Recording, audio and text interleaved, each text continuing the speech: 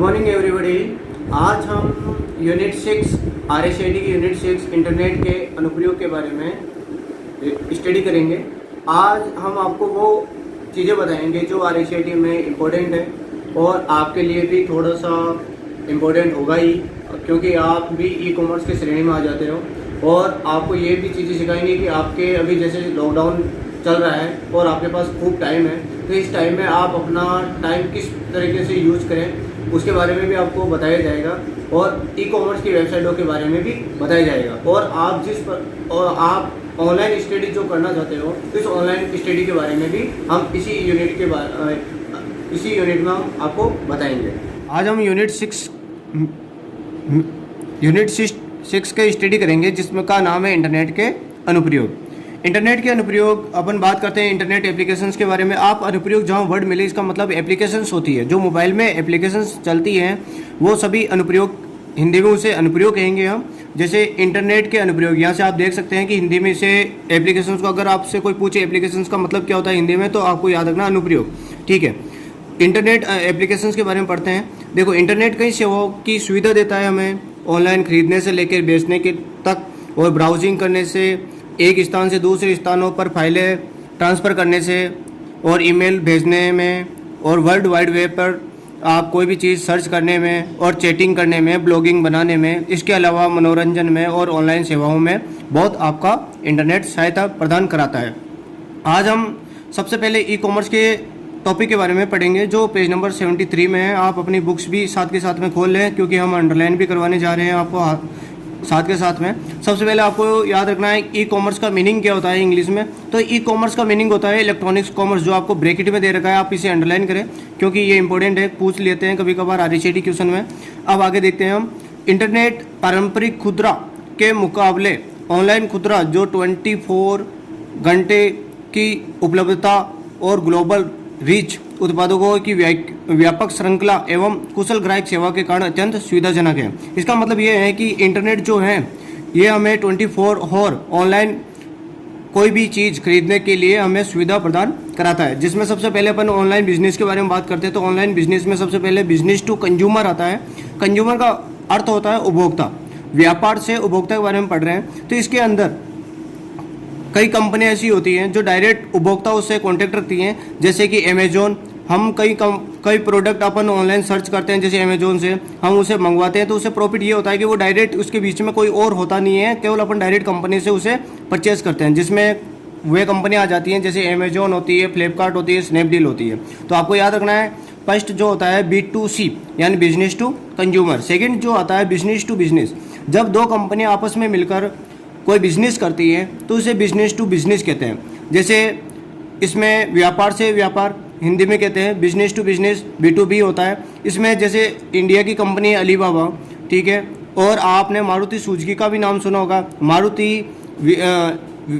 Maruti company जो है वो इंडियन कंपनी है, और सुजुकी कंपनी है जो विदेशी कंपनी है। ये विदेशी कंपनी और अपनी हिंदुस्तान की कंपनी आपस में मिलके मारुति सुजुकी का नाम से बनाया। जैसे आपने पहले हीरो होंडा मोटरसाइकिल भी देखी होगी। हीरो होंडा में जो हीरो है वो अपने हिंदुस्तान की है, और होंडा जो कंपनी है वो विदेशी कंपनी है। तो ये दो कंपनी आपस में मिलकर जब बिजनेस करती है तो इसे B2B की श्रेणी में रखा जाएगा। अब हम बात करते हैं उपभोक्ता से व्यापार, जिसमें कंज्यूमर टू बिजनेस, यानी कई ऐसी कंपनियां होती हैं जो डायरेक्ट ही ऑनलाइन अपने माल खरीद लेती हैं, जिसमें हम अपने बोलियां लगा लेते हैं अपने माल की, और वो कंपनी अपने से माल खरीद लेती है, और एक अच्छा अपन को उसका उत्पाद यानी मतलब उसका दाम मिल जाता है। तो इसमें जो है उदाहरण आप याद रखना, जिसमें द फ्री मॉर्टगेज कैलकुलेटर नाम से होता, ये उदाहरण दे रखा है इसमें। फिर अपन बात करते हैं उपभोक्ता से उपभोक्ता, कंज्यूमर से कंज्यूमर।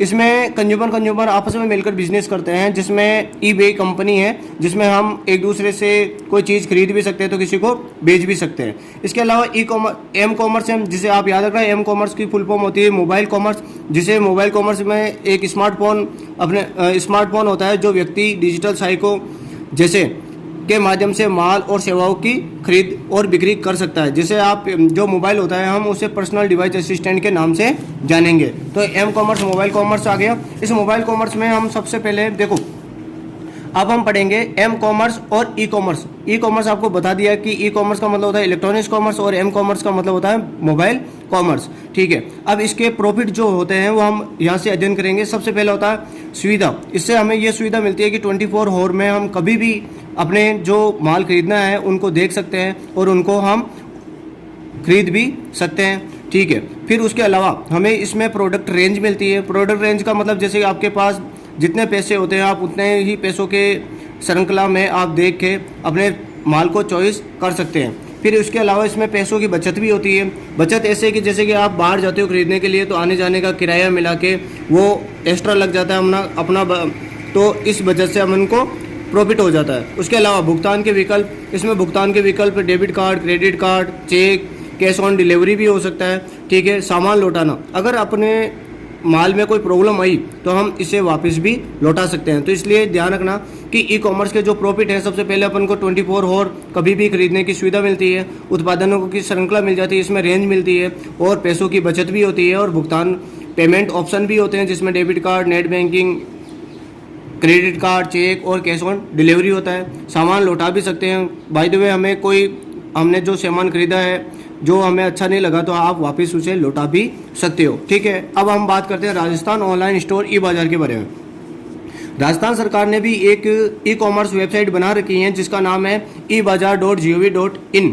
आप ये याद रखना है कि ये RSAT में कभी कभार प्रश्न आ जाता है कि राजस्थान द्वारा ऑनलाइन स्टोर कौन सी है, तो आपको याद रखना ebazaar.rajasthan.gov.in है। ठीक है, और आप इस पर अपना सर्च करके देखना, इसमें कई प्रोडक्ट दिखाएंगे जो राजस्थान सरकार द्वारा आपको डायरेक्टली मिलता है। फिर अपन बात करते हैं ऑनलाइन शॉपिंग वेबसाइटों के बारे में। ऑनलाइन शॉपिंग वेबसाइटों में सबसे पहले अपन बात करते हैं फ्लिपकार्ट के बारे में। फ्लिपकार्ट पर आपको camera, films, TV, refrigerator, air conditioner, washing machine, footwear, MP3 कई चीज़ें मिल जाएंगी जिससे आप डायरेक्टली ऑनलाइन खरीद सकते हो। अमेजोन आपने चलाया भी होगा, और स्नैपडील में लोकल डेली डील्स होती हैं जिसमें रेस्तरां, स्पा, यात्रा से लेकर ऑनलाइन उत्पाद भी शामिल हैं। पेटीएम जो है, इस पेटीएम में ई वॉलेट आधारित मोबाइल रिचार्ज, बिल भुगतान करना ये सभी मिल जाती है। इसके अलावा इसमें सजावट, कपड़े, लैपटॉप, मोबाइल इत्यादि अपन खरीद सकते हैं। जबोंग जो है फैशन एवं लाइफ स्टाइल स्टोर है। इन पर उत्पादों को की भारी छूट भी मिलती है और इसमें कपड़े से लेके अपन सब चीज़ें खरीद सकते हैं। अब हम बात करते हैं क्वेश्चनों की। इसमें सबसे पहले त्वरित समस्या में आपको एक पहला क्वेश्चन दे रखा है जिसमें B2C और B2B ई कॉमर्स में अंतर क्या है, तो आपको याद रखना B2C यानी बिजनेस टू कंज्यूमर और B2B यानी बिजनेस टू बिजनेस। ई बाजार क्या है, ई बाजार आपको याद रखना इलेक्ट्रॉनिक्स बाजार। ठीक है, भारतीय प्रमुख ई कॉमर्स वेबसाइटें कौन कौन सी है, तो आपको याद रखना है Flipkart, Snapdeal, Amazon, Paytm, Jabong, ये सभी इंडियन ऑनलाइन वेबसाइटें हैं। ठीक है, अब हम बात करते हैं आगे सोशल नेटवर्किंग साइट के बारे में। आप सब जानते हो कि सोशल नेटवर्किंग साइट में यूट्यूब आ जाती है, इंस्टाग्राम आ जाती है, फेसबुक आ जाती है। तो अब सबसे पहले अपन फेसबुक के बारे में बात करते हैं। इसमें फेसबुक के बारे में कभी कभी क्वेश्चन मिल जाता है आपको RSAT में कि फेसबुक के जो डेवलपर हैं वो कौन है, तो आपको याद रखना है फेसबुक का जो डेवलपर है उनका नाम मार्क जुकरबर्ग है, जिन्होंने 2004 में फेसबुक की स्थापना की गई है। तो बस आप इतना ही याद रखना कि नॉर्मली इसके जो है फेसबुक डेवलपर मार्क जुकरबर्ग है और इन्होंने इस फेसबुक की शुरुआत 2004 में की गई थी। ठीक है, अब ट्विटर के बारे में बात करते हैं। ट्विटर जो है, ट्विटर 140 कैरेक्टर के छोटे संदेश भेजने व पढ़ने की सुविधा प्रदान कराता है और इसी को अपन ट्वीट कहते हैं। तो आपको याद रखना है ट्विटर भी एक सोशल नेटवर्किंग साइट है। इसमें 140 कैरेक्टर का एक मैसेज बना के अपन सेंड कर सकते हैं। बस इतना नॉर्मली आपको याद रखना है। फिर हम बात करते हैं आगे ये यहाँ पर त्वरित समस्या पर। देखो सोशल नेटवर्किंग वेबसाइटों के प्रमुख एग्जाम्पल कौन कौन से हैं, तो आपको याद रखना है व्हाट्सअप हो गई, फेसबुक हो गई। ठीक है, और एक ट्वीट क्या है, एक ट्वीट 140 वर्ड का एक SMS है, आपको ये भी याद रखना है। फिर आगे बात करते हैं हम ऑनलाइन ई लर्निंग, ऑनलाइन शिक्षा। तो इसमें कभी कभार ये मॉक के बारे में क्वेश्चन पूछ लेते हैं, तो आपको याद रखना है मॉक की full form massive open online course होती हैं और ये पिछली बार भी क्वेश्चन आया था आपके RSAT एग्जाम में और ये वेरी इंपॉर्टेंट क्वेश्चन बन जाता है क्योंकि इससे अपन बहुत कोर्सेज कर सकते हैं। देखो इसका फुल फॉर्म होती है मैसिव ओपन ऑनलाइन कोर्स, जो इसकी शुरुआत 2008 में की गई थी और 2012 में ये बहुत लोकप्रिय हो चुका है। अब हम बात करते हैं मॉक में मिलने वाली सुविधाओं के बारे में। इसमें EDX एक वेबसाइट है। ये एक विशाल ओपन ऑनलाइन कोर्स प्रदाता कंपनी है जिसमें विश्व भर के छात्र अलग अलग यूनिवर्सिटी के कोर्स करते हैं। जैसे आपको कोई यूनिवर्सिटी का कोर्स प्राप्त करना है तो इससे आप EDX पर सर्च करके आप प्राप्त कर सकते हैं। ठीक है। यूडेसिटी, इसकी शुरुआत विश्वविद्यालय आधारित पाठ्यक्रम पर है और इसमें प्रोफेशनल कोर्स और वोकेशनल कोर्स सभी मिल जाते हैं और आप इस पर भी सर्च करके आप प्रोफेशनल कोर्स और वोकेशनल कोर्स के सर्च कर सकते हैं। कोर्स एरा एक लाभकारी शैक्षणिक प्रौद्योगिकी संगठन है। इसमें आपको इंजीनियरिंग के बारे में, भौतिकी के बारे में, मानकी के बारे में और चिकित्सा के बारे में, जीव विज्ञान के बारे में, सामाजिक, गणित, व्यवसाय विज्ञान, डिजिटल मार्केटिंग के बारे में आपको इन्फॉर्मेशन मिल जाती है और आप यहाँ से इसकी रीडिंग भी कर सकते हो। खान अकेडमी गैर लाभकारी शिक्षा संस्थान है। आपने इसके बारे में नाम भी सुना होगा। इसमें हम अंग्रेजी में और स्पेनिश में, पुर्तगाली में, फ्रेंच में, बांग्ला में, हिंदी में, अन्य भाषाओं में हम इसमें छोटे मोटे कोर्स कर सकते हैं। अब हम बात करते हैं आजीविका पोर्टल राजस्थान सरकार के बारे में, जिसे livelihood portal government of Rajasthan के नाम से जाना जाता है। इसमें इसकी आपकी वेबसाइट याद रखनी है बस नॉर्मली, और इसके अलावा कुछ नहीं। फिर हम बात करते हैं रोजगार विनिमय अधिनियम के बारे में। कभी कभार RSET में क्वेश्चन आ जाता है, रोजगार विनिमय अधिनियम कब बनाया गया था? आपको याद रखना है 1959 में, और 1960 के प्रावधानों को सुनिश्चित करना है। ये नियम 1959 में बना गया और 1960 में ये स्टार्ट हो गया था। अब हम बात करते हैं आगे राजस्थान ई-ज्ञान के बारे में। राजस्थान ई-ज्ञान ये भी एक आपके ऑनलाइन पोर्टल है जिसमें आप डिजिटल पाठ्य सामग्री मिल जाएगी, जिसके अंदर आप ऑडियो, वीडियो, PDF, पावरपॉइंट के द्वारा आप कई टॉपिक पर आप वीडियो प्राप्त कर सकते हैं। ठीक है। ये मूलतः राजस्थान बोर्ड, स्टेट बोर्ड के स्कूल ये मूलतः राज्य बोर्ड के स्कूल छात्रों के लिए महत्वपूर्ण शैक्षणिक सामग्री मिल जाती है इस पर, जिसकी वेबसाइट है e-gyan.rajasthan.gov.in के नाम से। ठीक है। अब हम बात करते हैं उच्च और तकनीकी शिक्षा पोर्टल के बारे में। अब हम इसमें ये जो है higher technical education portal government of Rajasthan के द्वारा बनाया गया है। इसमें उच्च शिक्षा अंतर्गत DCE कॉलेज शिक्षा विभाग का कोर्स मिलेगा।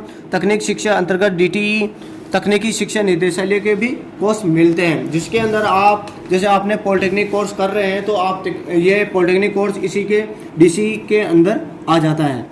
हमने यूनिट 6 को आधा पढ़ लिया है, आधा हम कल अगली नेक्स्ट वीडियो में बताएंगे आपको, क्योंकि ये थोड़ी बड़ी होगी वीडियो, इसमें आपको पूरी इन्फॉर्मेशन दे नहीं पाएंगे। लेकिन आपको जो अंडरलाइन हमने बताया है एक बार जरूर अंडरलाइन अपने बुक्स में करके जरूर रीडिंग कर लें। और आपको अगर कोई प्रॉब्लम है तो हमारी कमेंट बॉक्स में जाकर एक बार कमेंट जरूर करें और शेयर और लाइक जरूर करें। इससे हमें थोड़ी खुशी प्राप्त होगी, जिससे हमें मोटिवेशन भी मिलेगा और हम नई वीडियो को अच्छी से अच्छी तरीके से बनाने की कोशिश करेंगे।